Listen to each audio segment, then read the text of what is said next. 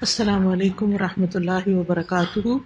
نحمده ونصلی علی رسوله الکریم، اما بعد فاعوذ باللہ من الشیطان الرجیم، بسم اللہ الرحمن الرحیم۔ رب اشرح لی صدری ویسر لی امری واحلل عقدۃ من لسانی یفقہوا قولی۔ اللہ سبحانہ وتعالیٰ کا بہت زیادہ احسان اور شکر ہے ہم پر، جس نے ہمیں مسلمان بنایا اور ہمیں اس بات کی سمجھ دی کہ ہم اللہ کے بندے ہیں، انسانوں کے بندے نہیں۔ اللہ ہی ہمارا رب ہے، اسی نے ہمیں پیدا کیا ہے، وہی ہمیں رزق دینے والا ہے۔ مرنے کے بعد ہم نے اسی کے حضور حاضر ہونا ہے، اور جب ہم اس سے ملاقات کریں گے تو وہ ہم سے یہ پوچھے گا کہ ہم نے کیا کیا، دنیا میں کیا کر کے آئے ہیں۔ وہ یہ نہیں پوچھے گا کہ تم نے کتنا کمایا، تمہارا گھر کیسا تھا، تمہارے بچے قابل کتنے تھے۔ نہیں، وہ ہم سے پوچھے گا کہ تم کتنے اچھے انسان تھے اور تمہارا عمل کیا ہے۔ تو ہم سب کو بھی فکر اسی بات کی ہونی چاہیے کہ ہم اپنے اعمال کو درست کریں، اپنے کاموں کو اللہ کی مرضی کے مطابق کریں، اور جو بھی نیک عمل کریں اسی کی رضا کے لیے اور اسی کی خوشی کے لیے کریں۔ وہاں پر کسی نے بھی کام نہیں آنا، نہ ہی ہمارے ماں باپ ہمارے کام آئیں گے۔ دنیا میں تو یہ ہوتا نا، کوئی دکھ تکلیف ہو تو ماں باپ آ جاتے ہیں، لیکن وہاں ایسا نہیں ہوگا۔ اسی طرح نہ ہی وہاں ہمارے بچوں نے کام آنا ہے، نہ بہن بھائیوں نے کام آنا ہے، نہ جو دین کے بزرگ ہیں انہوں نے کام آنا ہے۔ وہ ہر کوئی جو نیک ہے نا، وہ اپنے لیے نیک ہے، وہ اپنی نیکی کر کے کسی اور کو نہیں دے رہا۔ اب آپ قیامت کے دن یہ نہیں کریں گے کہ اللہ جو نمازیں میں نے پڑھی ہیں نا، وہ آپ میرے بچے کو دے دیں کہ کوئی یہ نمازی نہیں تھا اور اس کو جہنم میں نہ ڈالے، مجھے ڈال دیں۔ کریں گے کوئی ایسا؟ کوئی بھی ایسا نہیں کرے گا۔ تو کون سا بزرگان دین میں سے ایسا ہوگا کہ جو کہے کہ میری نیکیاں ان لوگوں کو دے دیں اور ان کے گناہ میں لے لیتا ہوں؟ کوئی سودا کرے گا ایسا؟ کوئی بھی نہیں کرے گا۔ اس لیے ہم سب کو اپنے اعمال کی فکر کرنی چاہیے۔ آج میں چند اعمال کا ذکر کروں گی جو دیکھنے میں تو بہت چھوٹے ہیں، آسان ہیں، لیکن ان کا اجر بہت بڑا ہے، اجر بڑا ہے۔ تو اس لیے ان اعمال کی آپ نے پابندی کرنی ہے۔ سب سے پہلی چیز، پاک صاف ہونے کے لیے وضو کرنا، نماز کے لیے وضو۔ ویسے اگر ہو سکے تو دن میں جتنا بھی وضو رکھ سکے۔ جب کوئی بندہ وضو کرتا ہے تو نہ صرف یہ کہ اس کے ہاتھ پاؤں دھل جاتے ہیں، منہ دھل جاتا ہے، وہ صاف ہو جاتا ہے، بلکہ اس کے گناہ بھی دھلتے ہیں۔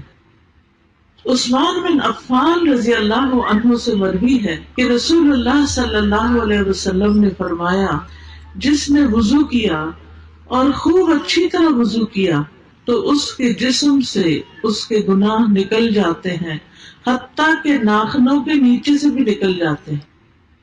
تو آپ دیکھیے کتنا بڑا اجر اور ثواب ہے اور کتنا بڑا فائدہ ہے۔ اس لیے جب آپ اگلی دفعہ وضو کریں گے تو شوق سے کریں، اپنے اعضاء مل کے کریں، اور یہ سوچیں کہ یہ اوپر سے بھی صاف ہو رہا ہے اور یہ اندر سے بھی صاف ہو رہا ہے، باہر بھی صاف ہو رہا ہے اور اندر بھی صاف ہو رہا ہے۔ یہ تو ہے دنیا کا فائدہ۔ قیامت کے دن کیا ہوگا؟ رسول اللہ صلی اللہ علیہ وسلم نے فرمایا، میری امت کے لوگ قیامت کے دن بلائے جائیں گے جبکہ وضو کے نشانات کی وجہ سے ان کی پیشانیاں اور ہاتھ پاؤں چمک رہے ہوں گے۔ تو جو کوئی تم میں سے اپنی چمک بڑھانا چاہے اس کو بڑھا لے۔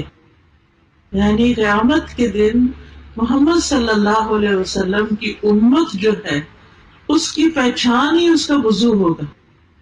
وضو کی وجہ سے وہ چمک رہے ہوں گے اور سارے لوگوں کے مقابلے میں الگ ہی ہوں گے. بالکل ایسے ہی نا جیسے آپ جب کسی کی شادی ہوتی ہے تو دلہن جو ہوتی ہے وہ اس کے کپڑوں پہ گوٹا لگا ہوتا ہے چمکنے والے اور اس کو میک اپ کیا ہوتا ہے تو دور سے ہی دیکھ کے پہچان جاتے ہیں اچھا یہ دلہن ہے. وہ یہ تھوڑی کرتا کہ شادی پہ آئے اور اسے کہے کہ اچھا دلہن کون ہے مجھے تو پتہ ہی نہیں.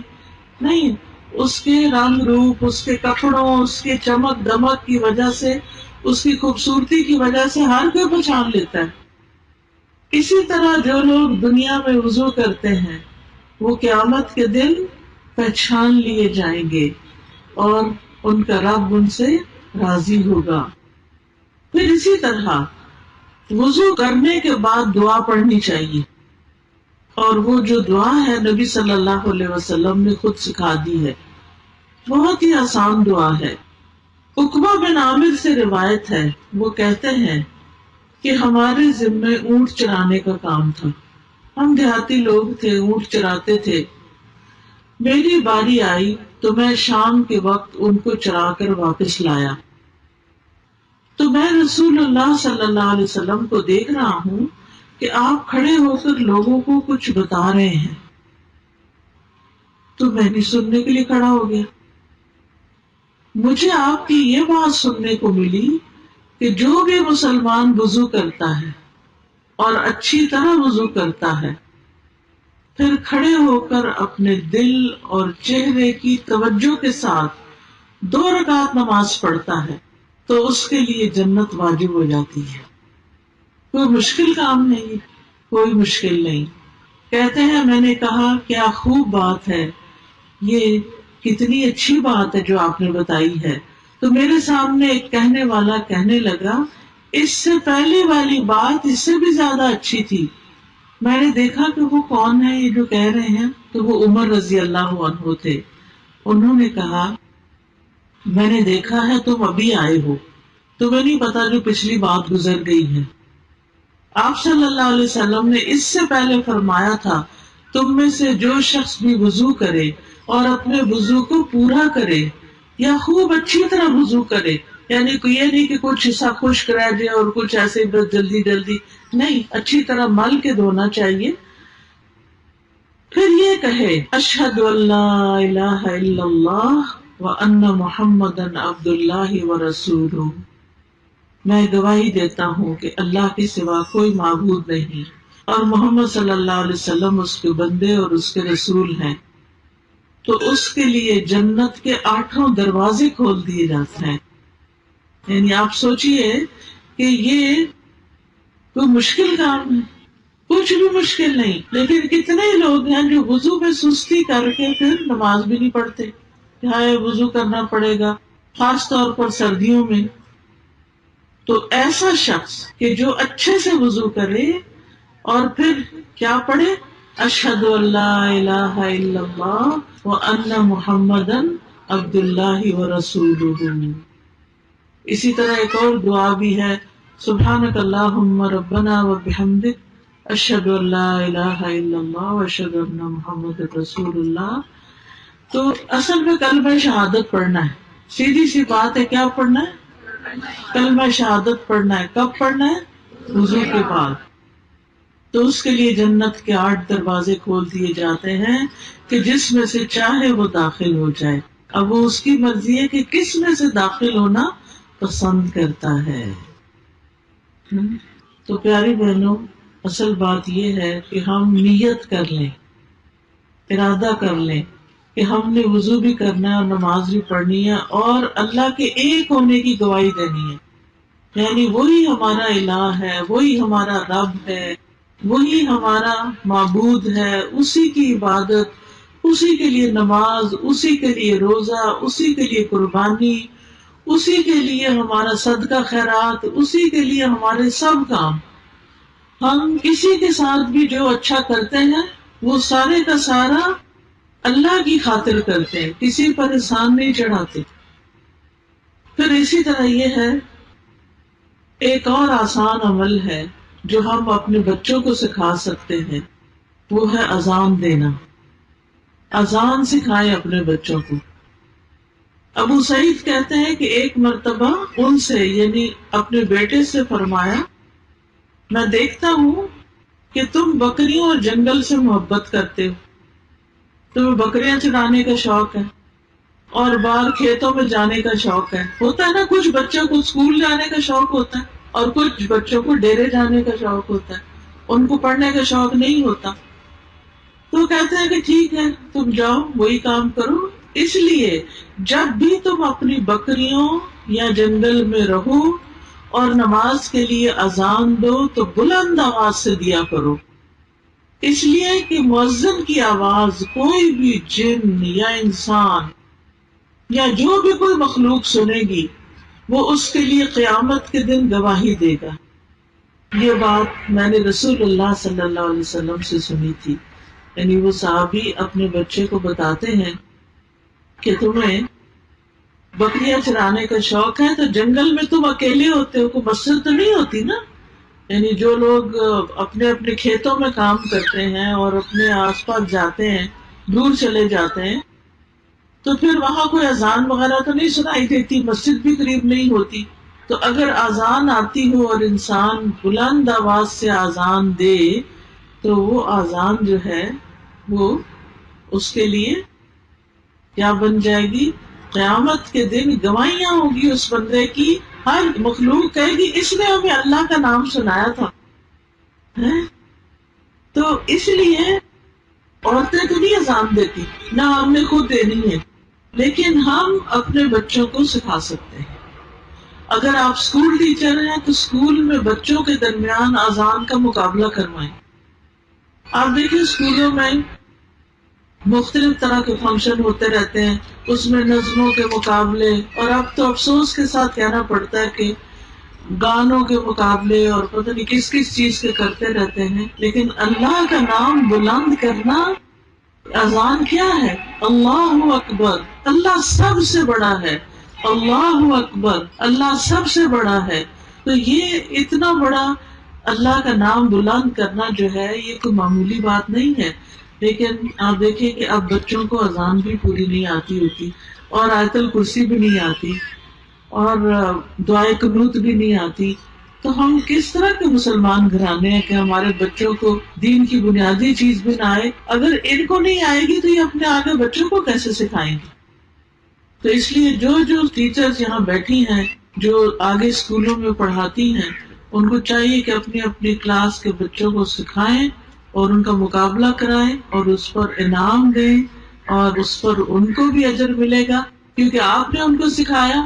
اور اس کے لیے آپ طریقہ یہ کر سکتے ہیں کہ جیسے نیٹ سے یا وہ آڈیو میں جو اچھی اچھی اذانیں ہیں، جیسے سعودی عرب کی اذان ہے یا مدینہ کی اذان ہے یا اور اچھی اذانیں، وہ بچوں کو سنا کے اس کی ٹیون بھی یاد کروائیں کہ اسی طرح خوب اچھی طرح بلند آواز سے بہترین اذان دیں کہ جو دل میں اتر جائے. حضرت بلال رضی اللہ عنہ جو تھے وہ اذان دینے کی وجہ سے بھی مشہور تھے، یعنی نبی صلی اللہ علیہ وسلم کے مؤذن تھے. پھر اس کے بعد یہ ہے کہ نماز پڑھنا. اب دیکھیں نماز پڑھنا کچھ لوگوں کو بڑا ہی بھاری لگتا ہے. نماز بہت بڑی چیز ہے، لیکن ان لوگوں پہ بالکل بھاری نہیں جو اللہ سے ڈرتے ہیں، ان کے لیے آسان چیز ہے. تو آپ دیکھیے نماز سے انسان کے گناہ مٹ جاتے ہیں.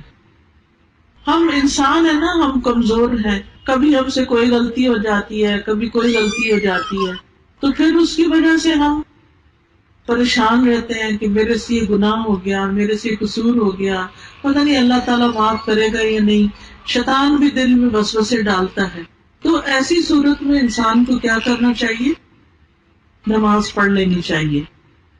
رسول اللہ صلی اللہ علیہ وسلم نے فرمایا جب صلی اللہ علیہ وسلم آئے نا تو سب کو کہنا چاہیے، کیونکہ اس سے بڑا کوئی بخیل نہیں کہ جو نبی صلی اللہ علیہ وسلم کا نام سنے اور درود نہ پڑھے.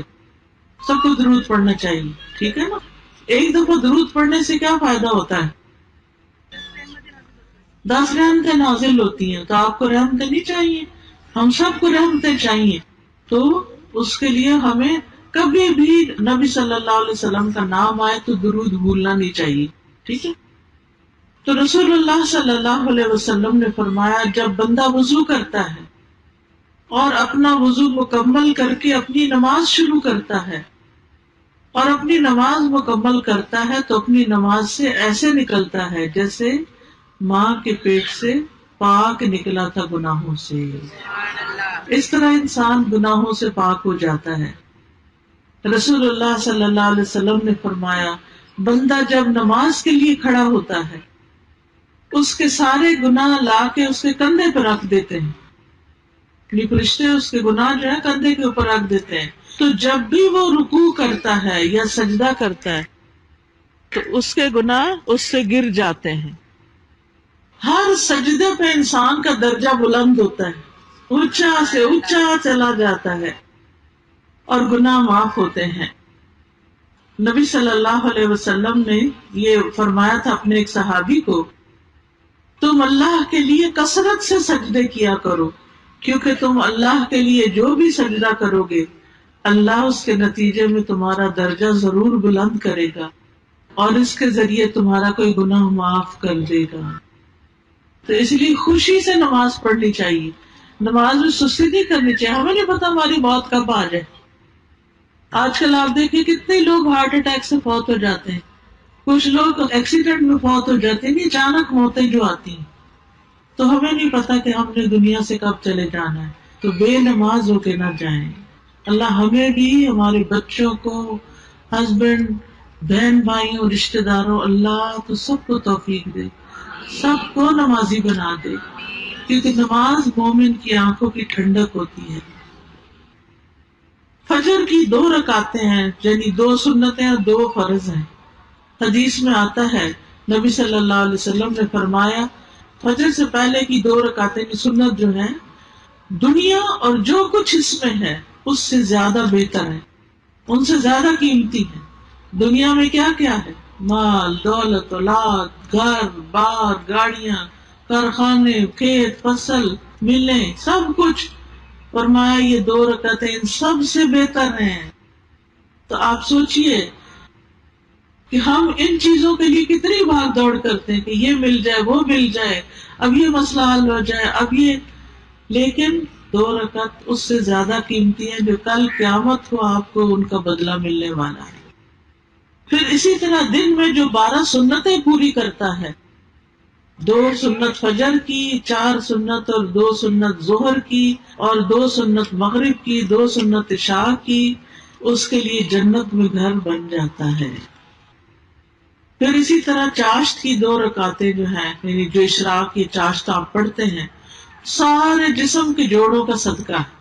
ہر انسان روزانہ جب صبح اٹھتا ہے تو اس کے اوپر صدقہ واجب ہو چکا ہوتا ہے. تو جب انسان یہ 2 نفل پڑھتا ہے تو اس کا صدقہ ادا ہو جاتا ہے, اس کی گردن آزاد ہو جاتی ہے. پھر اسی طرح اگر مرد حضرات جماعت سے نماز پڑھیں تو اس پر ان کو 27 گنا زیادہ ثواب ملتا ہے مسجد جانے کا. اور پھر آپ دیکھیں کہ عورت کے لیے گھر میں نماز پڑھنا زیادہ اجر و ثواب کا باعث ہے. اچھا, نماز کے بعد ہم فوراً اٹھنے کی کرتے ہیں, ادھر سلام پھیرا, ادھر فٹافٹ اٹھے, وہ بچے نے کچھ کر دیا, وہ ہنڈیاں جل گئی, وہ دروازے پہ کوئی آ گیا, یہ فون کی گھنٹی بج گئی, ہم پھر ذکر نہیں کرتے. تو آپ دیکھیے جب تک انسان نماز کے بعد مصلی پہ بیٹھتا ہے, جائے نماز پہ بیٹھتا ہے, فرشتے اس کے لیے دعا کرتے رہتے ہیں, فرشتوں کی دعائیں ملتی ہیں اس کو. یہ معمولی چیز ہے. آپ لوگوں کی منتیں کرتے ہیں, ہمارے لیے دعا کر دیں, ہمارے لیے یہ مسئلہ ہے ہمارا. آپ لوگوں کو پابند کرتے ہیں ہمارے لیے ہمیشہ دعا کرنا, اتنی دعا کرنا, اتنی دعا کرنا, لیکن کس کو یاد رہتا ہے؟ لوگ اپنی بھی بھول جاتے ہیں, ہمارے لیے کیا یاد رکھیں گے. تو آپ دیکھیے کہ جب کوئی شخص مصلی پہ بیٹھ کے ذکر اذکار کرتا ہے نماز کے بعد تو اس کے لیے فرشتے دعا کرتے ہیں.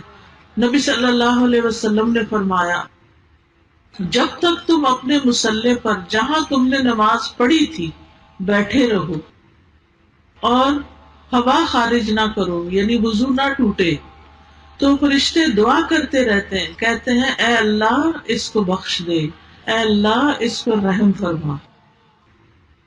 تو کتنی بڑی بخشش کی بات ہے، کتنے بڑے اعزاز کی بات ہے۔ پھر اسی طرح جمعے کا دن جو ہے وہ بھی خاص دن ہوتا ہے جس میں جمعہ پڑھا جاتا ہے مردوں کے لیے۔ پھر نماز جنازہ بھی اسی طرح بہت بڑی نیکی کا کام ہے۔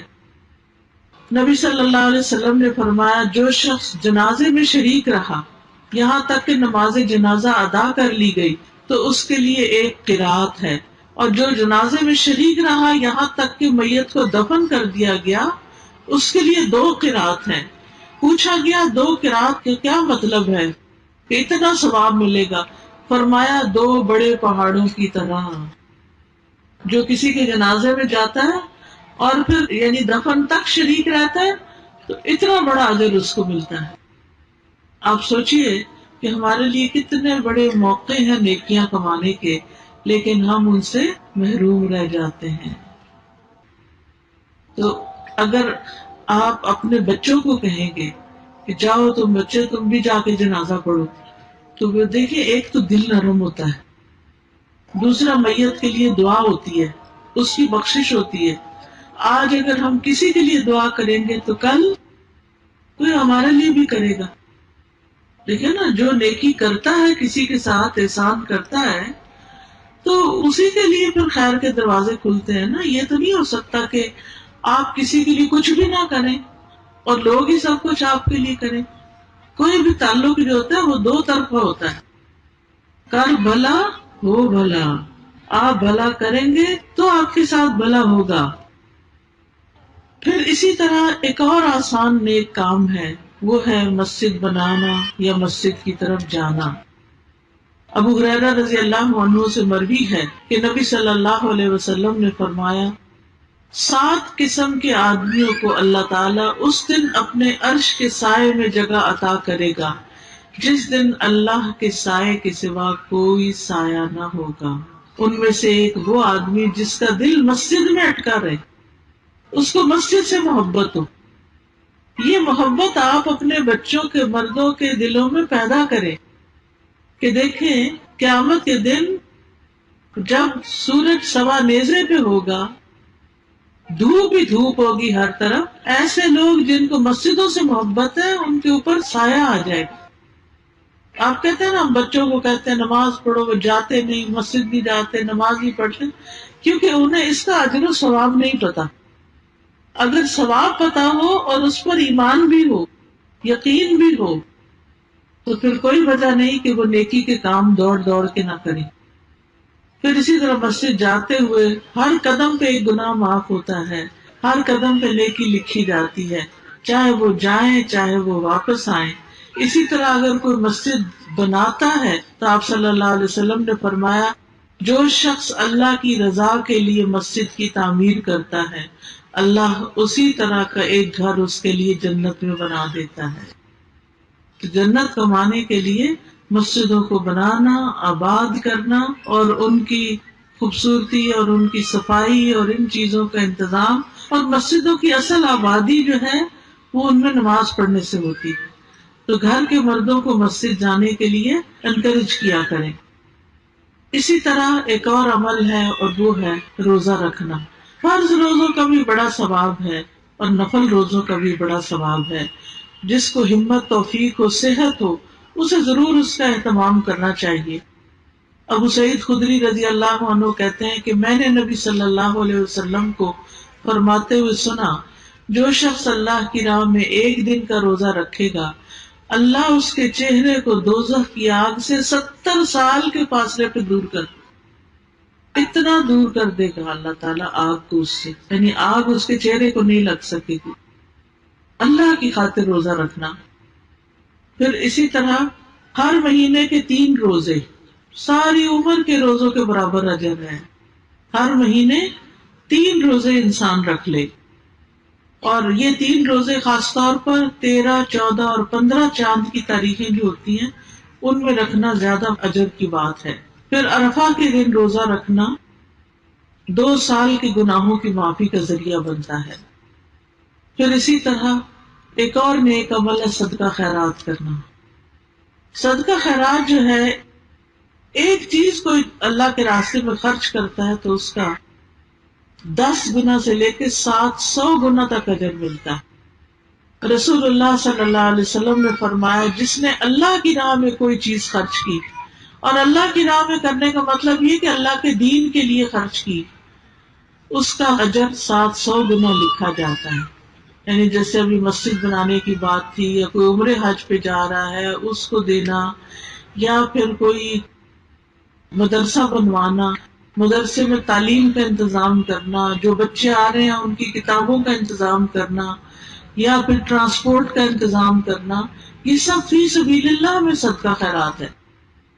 پھر اسی طرح صدقہ کرنے سے فرشتوں کی دعائیں ملتی ہیں. اللہ کے راستے میں ایک جوڑا خرچ کرنے سے، یعنی 2 چیزیں، مثلا پانی کی 2 بوتلیں، کپڑے کے 2 جوڑے، اس طرح کر کے 2 چیزیں خرچ کرنے سے ثواب کتنا ہوتا ہے؟ رسول اللہ صلی اللہ علیہ وسلم نے فرمایا، جس نے اللہ کی راہ میں ایک جوڑا خرچ کیا، اس کو جنت کے ہر دروازے سے خزانچی بلائیں گے، ادھر آؤ ادھر آؤ. یعنی کتنی اجر و ثواب کی بات ہے کہ انسان دنیا میں اس کے پاس کتنی چیزیں ہوتی ہیں، تو بعض اوقات یہ ہوتا ہے نا، ایک ہم رکھ لیتے ہیں ایک دے دیتے ہیں، تو اب نہ دوسرے کا کچھ بنا نہ اپنا کچھ بنا. تو اس میں مثلاً صرف قمیص دینے کی بجائے، یا کہ صرف شلوار دینے کی بجائے قمیص شلوار کا جوڑا بنا کے دیں، یا ایک بکری، مثلاً ایک نر بکری ایک مادہ بکری ہے تو ایک بکری دینے کی بجائے 2 بکریاں دیں، 2 مرغیاں دیں، ایک مرغا ایک مرغی، تو اس سے کیا فائدہ ہوگا؟ وہ اور زیادہ ان کے آگے چیزیں بڑھتی جائیں گی اور ان کو زیادہ فائدہ ہوگا. اگر ایک جوڑا بکری کا دیں گے تو ان کے بچے پیدا ہوں گے تو ان کا غریبوں کا کچھ بن جائے گا.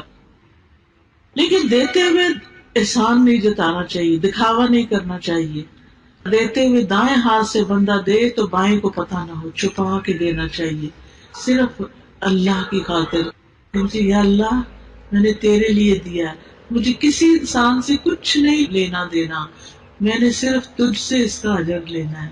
آپ دیکھیں کہ اللہ کے خزانے کتنے بڑے، پھر جو اجر وہ دے گا وہ کوئی اور دے ہی نہیں سکتا. حدیث میں آتا ہے کہ اللہ کے دونوں ہاتھ بھرے ہوئے ہیں، اور جب سے زمین و آسمان بنے وہ خرچ کر رہا ہے، اور اس میں رتی برابر بھی کمی نہیں ہوئی. وہ دے سکتا ہے.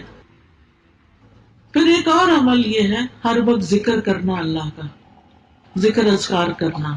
دیکھیں یہ چھوٹی چھوٹی نیکیاں ہیں جن کے کرنے میں کچھ مشکل نہیں ہوتی، لیکن انسان اپنے آخرت کے لیے تیاری کر رہا ہوتا ہے اور وہاں کے لیے اپنے خزانے بھر رہا ہوتا ہے. نبی صلی اللہ علیہ وسلم نے فرمایا، 2 کلمات ایسے ہیں جو زبان پہ بڑے ہلکے ہیں، میزان میں بڑے بھاری ہیں، اور رحمان کو بڑے پیارے ہیں، اور وہ ہے سبحان اللہ و بحمدہ، سبحان اللہ العظیم. پڑھیے سب، سبحان اللہ و بحمدہ، سبحان اللہ العظیم. پھر پڑھی، سبحان اللہ و بحمدہ، سبحان اللہ العظیم، سبحان اللہ و بحمدہ، سبحان اللہ العظیم، سبحان اللہ و بحمدہ، سبحان اللہ العظیم. شاباش. پھر اسی طرح جنت کا خزانہ ہے، لا حول ولا قوت الا باللہ، لا حول ولا قوت الا باللہ، لا حول ولا قوت الا باللہ. اسی طرح ایک بار سبحان اللہ پڑھنے سے اور الحمدللہ پڑھنے سے زمین اور آسمان نیکیوں سے بھر جاتا ہے. اس لیے کوئی کام کر رہے ہوں، آپ کھانا پکا رہے ہیں، گھر کی صفائی کر رہے ہیں، کپڑے دھو رہے، زبان تو خالی ہے نا، تو آپ پڑھتے رہیں سبحان اللہ سبحان اللہ سبحان اللہ، الحمدللہ الحمدللہ الحمدللہ، پڑھتے جائیں پڑھتے جائیں پڑھتے جائیں. کیا مشکل ہے کوئی مشکل؟ کیا رکاوٹ ہے؟ کوئی رکاوٹ نہیں. ٹھیک ہے نا. پھر اسی طرح 100 بار سبحان اللہ و بحمدہ کہنے سے سارے گناہ معاف ہو جاتے ہیں. ابو ہریرہ رضی اللہ عنہ سے روایت ہے کہ رسول اللہ صلی اللہ علیہ وسلم نے فرمایا جو شخص 100 بار سبحان اللہ و بحمدہ کہے اس کے گناہ معاف ہو جائیں گے اگرچہ سمندر کی جھاگ برابری کیوں نہ ہو. پڑھیے سبحان اللہ و بحمدہ سبحان اللہ و بحمدہ سبحان اللہ و بحمدہ سبحان اللہ و بحمدہ سبحان اللہ و بحمدہ. اسی طرح جو بندہ 100 دفعہ یہ کلمہ پڑھے دن میں لا الہ الا اللہ وحدہ لا شریک لہ لہ الملک و لہ الحمد وہو علی کل شیء قدیر تو اس کو 10 غلام آزاد کرنے کے برابر ثواب ملے گا. 100 نیکیاں اس کے نامہ اعمال میں لکھی جائیں گی, 100 برائیاں مٹا دی جائیں گی, وہ سارا دن شیطان سے محفوظ رہے گا, کوئی شخص اس سے بہتر عمل لے کر نہیں آئے گا. ہاں جو اس سے بھی زیادہ اس کو پڑھے اس کا عمل اور زیادہ ہے. پھر ایک بار درود شریف پڑھنے سے 10 رحمتیں ملتی, اور جمعے کے دن خاص طور پر زیادہ درود پڑھنا چاہیے. ہر کام شروع کرنے سے پہلے بسم اللہ پڑھنے سے انسان اللہ کی پناہ میں آ جاتا ہے, شیطان سے محفوظ ہو جاتا ہے. پھر رات کو سوتے وقت کیا پڑھنا چاہیے؟ 33 بار سبحان اللہ, 33 بار الحمدللہ, 34 بار اللہ اکبر. آپ کی انشاءاللہ صحت اچھی رہے گی, طاقت رہے گی, تھکاوٹ دن بھر کی اتر جائے گی, نیند بھی اچھی آئے گی. رات کو جب آنکھ کھلے تو اس وقت بھی پڑھے لا الہ الا اللہ وحدہ لا شریک لہ لہ الملک و لہ الحمد وہو علی کل شیء قدیر الحمد للہ وسبحان اللہ ولا الہ الا اللہ واللہ اکبر ولا حول ولا قوة الا باللہ. پھر نماز کے بعد تسبیحات پڑھنے سے گناہ معاف ہو جاتے ہیں. ہر نماز کے بعد آیت الکرسی پڑھنے سے جنت میں داخلہ ملتا ہے. پھر اسی طرح اذان کے بعد دعا کرنے سے دعا قبول ہوتی ہے. کھانا کھا کر دعا کرے انسان تو بھی بندے کے گناہ معاف ہوتے ہیں. تو ہمیں ذکر کرنا چاہیے. یہ ایک چھوٹا سا کارڈ ہے ذکر الہی, اس میں مختلف ذکر یہ جو میں نے آپ کو بتائے ہیں یہ لکھے ہوئے ہیں, اور یہ بھی بتایا ہے کہ مثلاً 1 منٹ میں آپ کتنی دفعہ پڑھ سکتے ہیں. تو بعض اوقات ایسا ہوتا ہے نا, ہاتھ بندے بھی ہوتا نہیں گن سکتے, لیکن آپ ٹائم دیکھ سکتے ہیں, اچھا 5 منٹ ہو گئے, اس کا مطلب میرا 100 پورا ہو گیا. پھر اگر کوئی بیمار ہے تو پوچھتے ہیں لوگ بیمار ہے کیا پڑھے, تو اس کے لیے یہ آیات شفا ہیں قرآن سے, نبی صلی اللہ علیہ وسلم نے جو بیماری کے نسخے بتائے ہیں. پھر گناہ جو ہوتے ہیں نا وہ ہمارے کاموں میں رکاوٹ ڈال دیتے ہیں, تو گناہوں کی معافی کے لیے یہ استغفار کا کارڈ ہے. پھر اسی طرح ہمیں کبھی خوف آتا ہے, پریشانیاں رہتی ہیں, پتہ نہیں ہمارا کیا بنے گا, پتہ نہیں یہ کام ہوگا نہیں ہوگا, تو یہ رات بھر حفاظت کے لیے دشمنوں وغیرہ سے, ہر قسم کے شر سے بچنے کے لیے, دشمن کے شر سے بچنے کے لیے یہ کارڈ ہے حفاظت کی دعاؤں کا. تو یہ اس میں سے دیکھ کے پڑھ لیں, اپنے بیگ میں بھی رکھ لیں, جہاں موقع ملے اپنا پڑھ لیں. اسی طرح کچھ لوگوں کو ڈپریشن ہوتا ہے, دل پریشان رہتا ہے ہر وقت, تو ان کو تسبیحات بہت پڑھنی چاہیے. تو یہ کارڈ اگر آپ کے پاس ہو تو ہر روز بیٹھ کے یہ تسبیحات پڑھ لیں, انشاءاللہ آپ کا ڈپریشن دور ہو جائے گا. پھر اسی طرح ایک کہانیوں کی کتاب ہے حسن انجام. یہ کچھ لوگوں کے زندگی کے آخری لمحات کے بارے میں لکھا ہوا ہے کہ ان کی موت کیسے آئی, اچھے لوگوں کی موت کیسے آئی یا ویسے کس طرح آئی. اس سے بڑا سبق ملتا ہے. یہ اگر کتاب آپ کے پاس ہو تو آپ اپنے بچوں کو بھی یا بزرگوں کو پڑھ کے بھی سنا سکتے ہیں, اور اس سے ان کی آخرت کی تیاری میں آسانی ہوگی. پھر صدقہ خیرات کے کتنے فائدے ہیں, یہ کتاب اس کے بارے میں ہے. انسان جب علم حاصل کرتا ہے تو اس کو شوق آتا ہے کہ میں اور بھی کام کروں. جب علم نہیں ہوتا نا تو موٹیویشن نہیں ہوتی. اسی طرح سونے جاگنے کے آداب ہیں کہ سوتے وقت کیا پڑھیں, رات کو کیا کیا کام کریں. پھر ہر طرح کی دعائیں آپ کو مل جائیں گی اس کتاب میں. دعا کیجئے کے اندر, وہ آپ اپنی اولاد کے لیے, ماں باپ کے لیے, جس کے لیے دعائیں کرنا چاہیں. تو یہ کتابوں کا سٹال لگا ہوا ہے. اس کے بعد انشاءاللہ جب درس ختم ہو جائے تو اپنے لیے بھی لیں, اور اپنے رشتہ داروں کے لیے, کسی کی شادی ہو اس کو تحفہ دیں, اپنے بچوں کو دیں. اب یہ جو فی سبیل اللہ میں نے صدقہ کہا تھا نا، وہ یہی ہوتا ہے کہ کسی کو ایک اچھی کتاب خرید کے دیں، صدقے کا صدقہ، اور جب تک وہ پڑھے گا اس کا اجر آپ کو بھی ملے گا انشاءاللہ. پھر ایک اور آسان عمل ہے اور وہ ہے تلاوت قرآن. قرآن برکت والی کتاب ہے، ایک ایک حرف پر 10 نیکیاں ملتی ہیں. ہر روز اپنا کچھ حصہ مقرر کر لیں اور اس کو نہ چھوڑیں. پھر اسی طرح اگر آپ اٹک اٹک کے بھی پڑھتے ہیں تو پڑھتے رہیں، دگنا ثواب ملے گا. اور اٹکنا بند بھی کر دیں گے کیونکہ زبان میں روانی آ جائے گی. پھر تلاوت قرآن سے سکینت ملتی ہے، رحمت ملتی ہے. پھر سورۃ البقرہ اگر پڑھے تو شیطان سے نجات کا ذریعہ. کچھ لوگوں کو جن جادو وغیرہ کی شکایت ہو جاتی ہے تو گھروں میں سورۃ البقرہ پڑھا کریں. آپ نے فرمایا تم اپنے گھروں کو قبرستان نہ بناؤ، کیونکہ شیطان اس گھر سے بھاگ جاتا ہے جس گھر میں سورۃ البقرہ کی تلاوت کی جاتی ہے. پھر اسی طرح سورۃ الکافرون پڑھنے سے شرک سے برات لکھی جاتی ہے. 10 بار سورۃ الاخلاص پڑھنے سے جنت میں محل بنتا ہے. ہم جیسے یہاں سے گھر جا رہے ہیں، گاڑی میں بیٹھے ہوئے چپ کر کے بیٹھے، نہیں چپ کر کے نہیں بیٹھے، انگلیوں پہ 10 دفعہ گن کے قل ہو اللہ پڑھ لیں، بلکہ اپنی عادت ہی بنا لیں کہ جب گاڑی میں بیٹھے 10 دفعہ قل ہو اللہ پڑھ لیں. اللہ نہ کرے کوئی ایکسیڈنٹ ہو، کچھ ہو، تو اللہ اپنی رحمت سے ڈھانپ لے گا انشاءاللہ.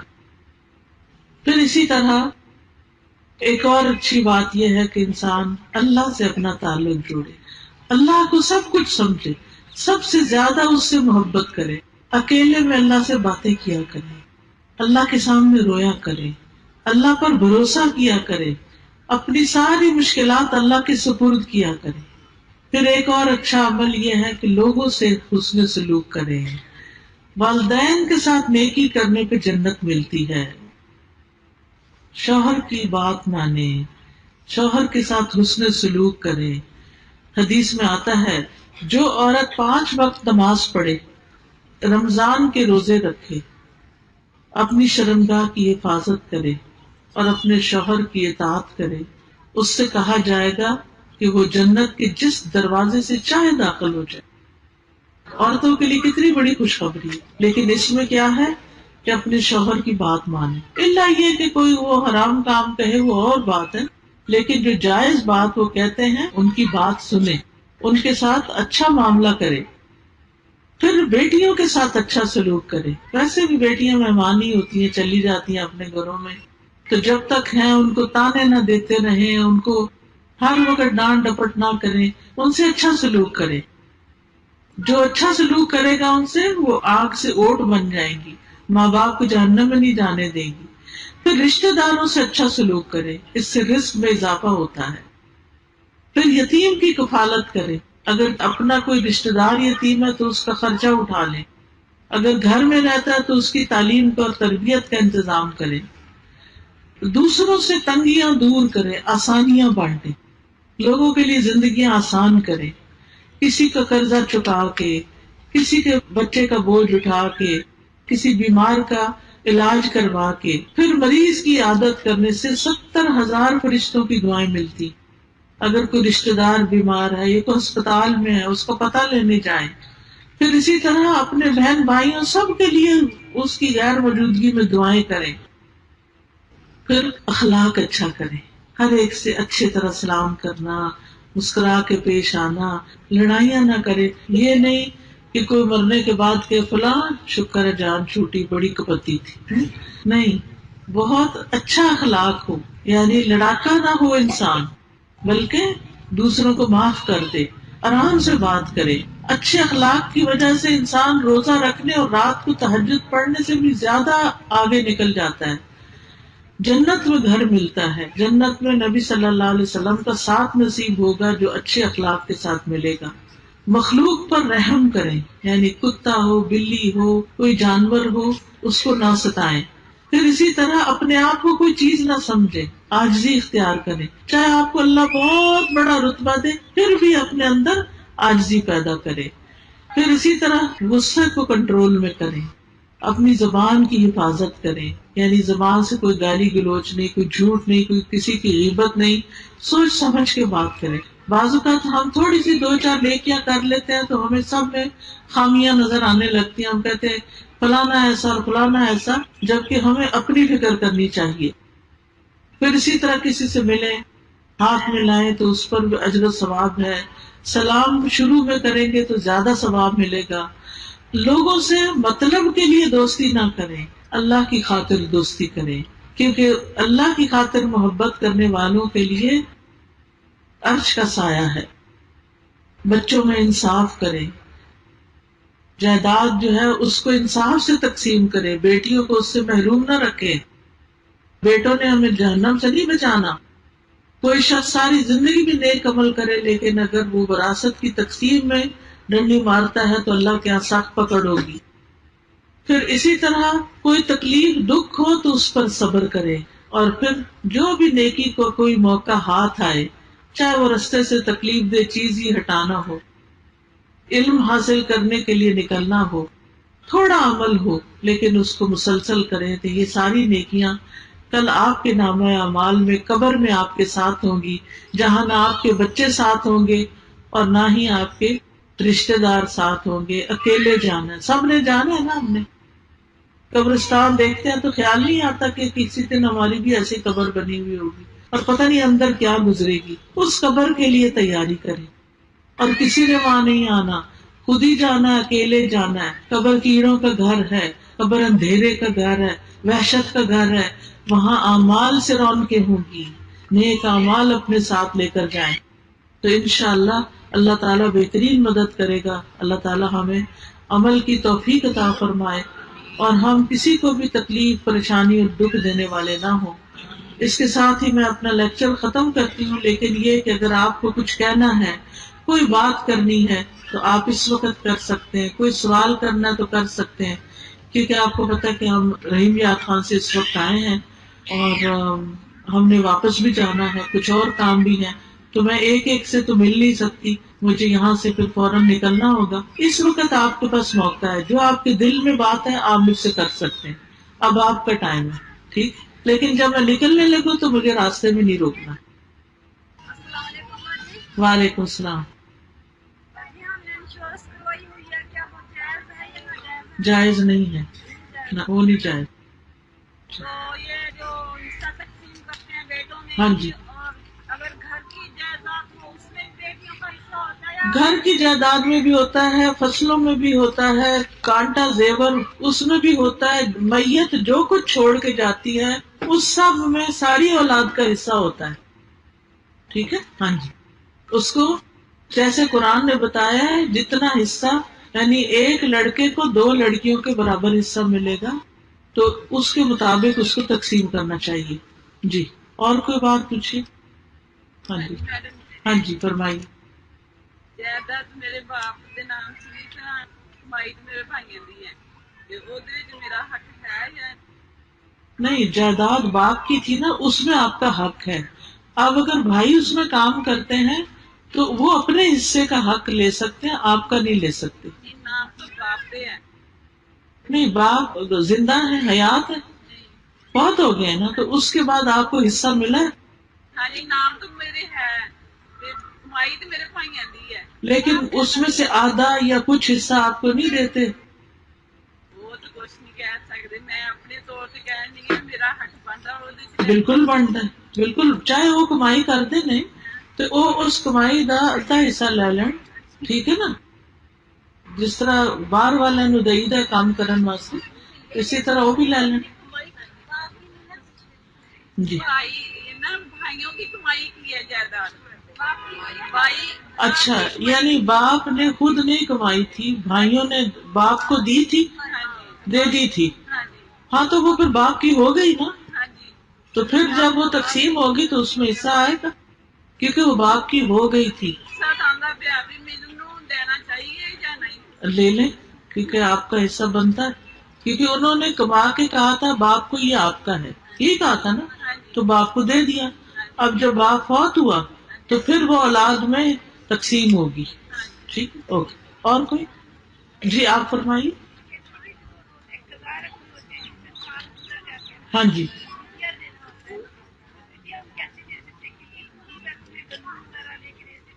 جی، جیسے پیریڈز میں روزے چھوٹ جاتے ہیں تو ان کو رکھنا فرض ہے، ان کا فدیہ نہیں ہوتا. فدیہ ہوتا ہے بوڑھے آدمی کا جو کبھی بھی رکھ نہ سکے اب، یا ایسا بیمار کہ جو ٹھیک ہی نہ ہو تو اس کا فدیہ ہوتا ہے، اور وہ گندم وغیرہ سے ہو جاتا ہے. جی جی، گندم وغیرہ سے ایک مسکین کے کھانے کا ہو جاتا ہے.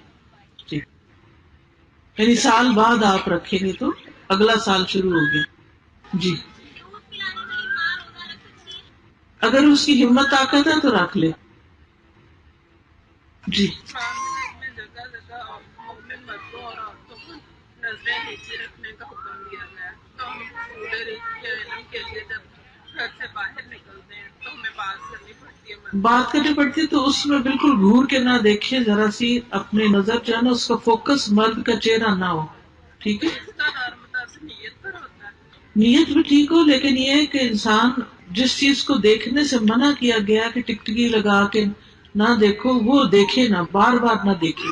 تو اس میں ہمیں نقاب میں ہی رہنا چاہیے. جی، تاکہ دوسروں کے لیے فتنہ نہ بنے. اور زکوٰۃ اگر کسی نے نہ دی ہو پہلے تو وہ حساب کر کے تھوڑی تھوڑی کر کے پوری کر لے. وہ پھر نئی قیمت کے مطابق دینی چاہیے. نہیں، پرانی قیمت کے مطابق. اور عورت کا ستر کیا ہے؟